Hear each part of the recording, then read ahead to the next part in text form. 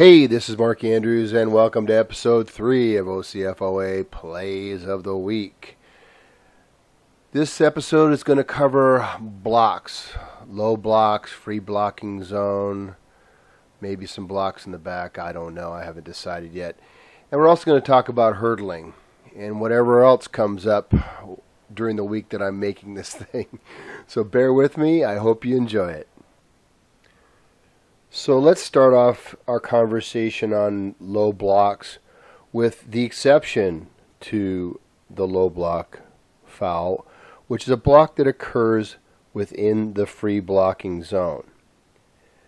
You see a picture of it right here. Now let's bring up the rule and discuss it.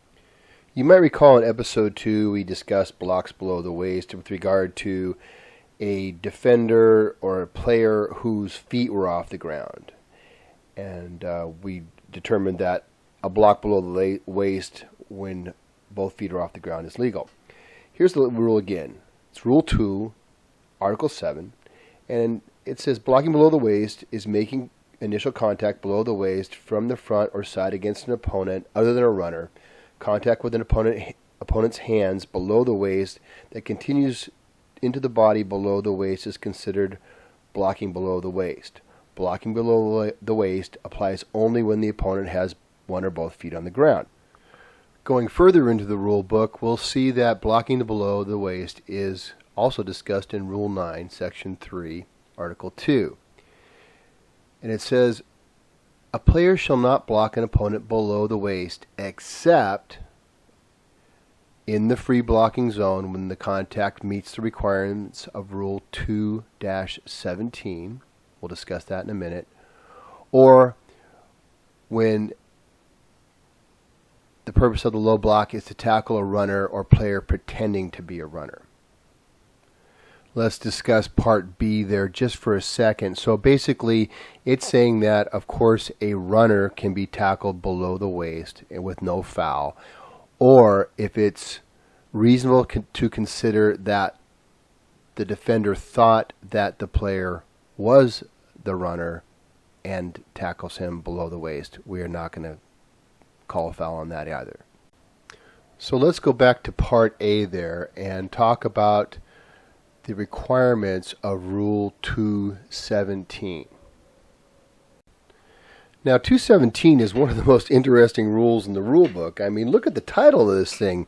The free blocking zone, legal blocking below the waist, legal clipping, legal block in the back. I got to tell you, when I first heard about this, I said, whoa, what are they talking about? Legal clipping? But it's true.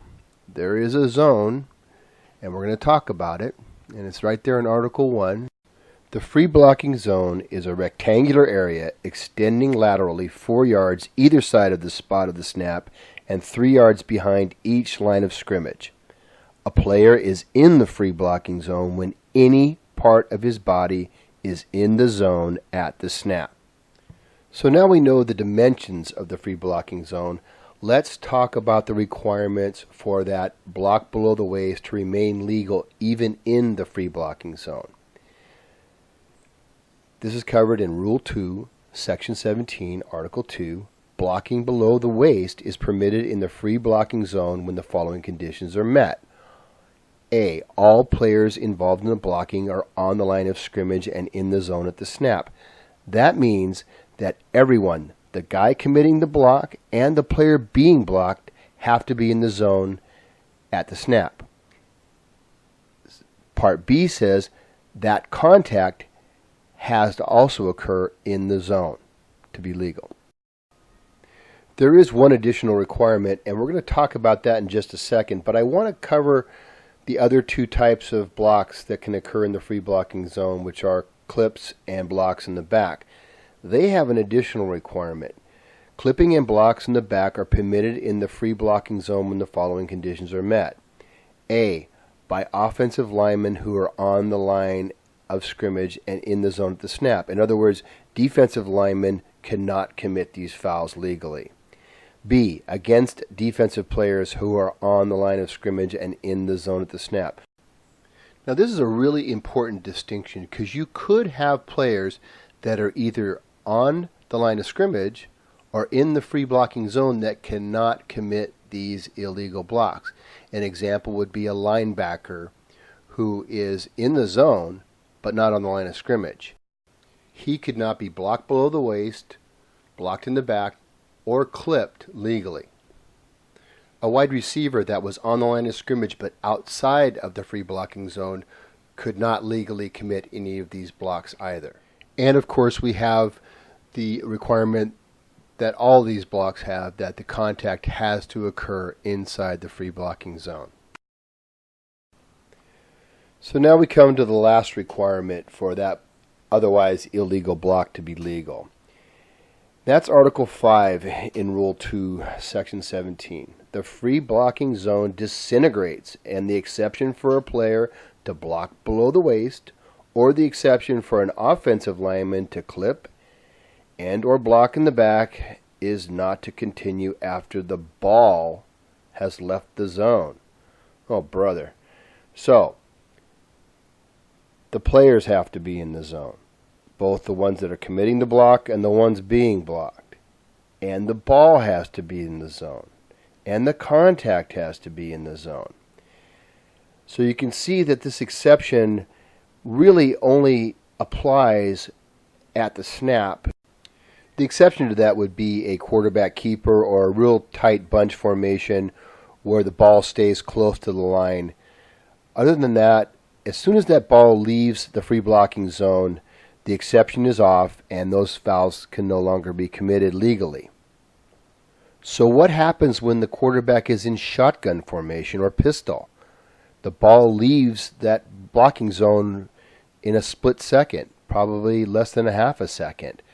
Well, NFHS has determined that blocks below the waist that occur simultaneous with the snap and from a 3-point stance or a 4-point stance is legal. There cannot be any type of pause. In other words, the lineman could not come up from the 3-point or 4-point stance and then go down and block below the waist legally. You'll notice I've emphasized 3- and 4-point stances. That means when the team is in a shotgun formation, a blocker cannot block legally below the waist from a 2-point stance. So you've been staring at this particular snapshot for about 5 minutes now. You're probably wondering when the heck I'm going to get to some actual action here. So let's take a look at this clip. Take a look at the formation first. This is a shotgun, so this is basically a situation where the low block has to occur simultaneous with the snap. You'll see a defensive end on the right side there circled. He's going to commit the block against the B player that has the arrow pointed at him. Let's just let this run.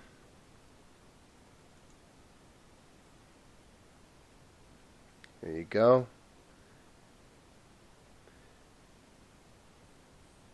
Let's back up. Let's take it in slow motion. Okay, watch the block. It's below the waist. It's simultaneous with the snap. It's legal. This next play was sent in by a coach claiming that we had missed a block below the waist. So I want you to take a look at it. I'm going to run it in real time and then freeze it. Okay, the player highlighted is the one that's accused of committing the illegal block.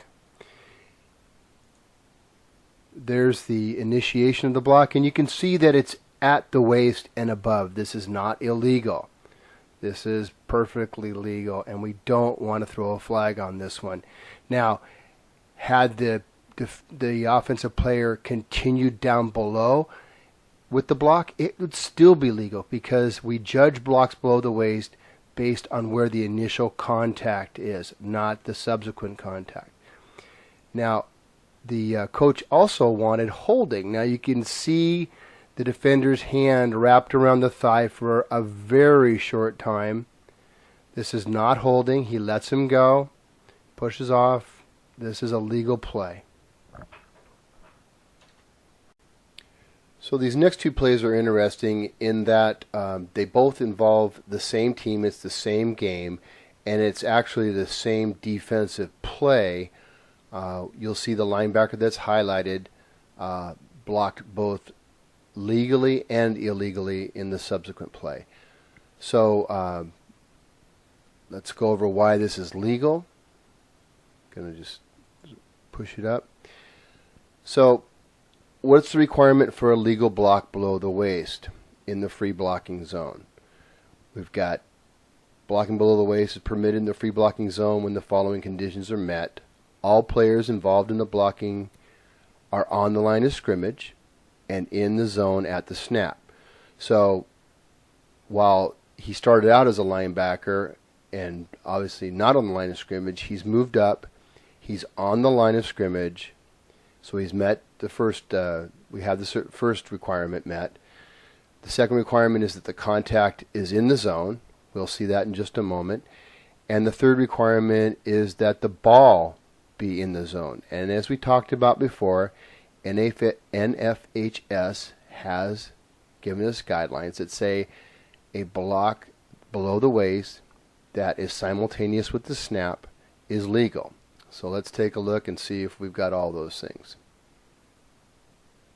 There's the block below the waist. It was simultaneous with the snap. It's in the zone. He was on the line of scrimmage. This is a legal block. No flag should be thrown for that particular block. So this is the illegal block. It involves the same teams. This is the same game, and I believe that's the same player. That linebacker that's highlighted, that's B30. You can see that he's clearly not on the line of scrimmage. So he doesn't meet the requirement to be blocked legally below the waist. I'm going to take it slow. There's the snap. He is clearly still off the line of scrimmage. So if he's now blocked below the waist, this is a foul. Okay, there's the block right there. It's below the waist. That's a foul. A flag should have been thrown in this particular play. So I'm going to end this here. This will be part 1 of episode 3. I'm going to produce part 2 here presently. We will continue to talk about illegal blocks. We'll also talk about hurdling and helmet contact, illegal helmet contact. So look for that in part 2. Like all the OCFOA plays of the week, the rules interpretations, opinions, and citations have been reviewed by the OCFOA instructional chairman and approved.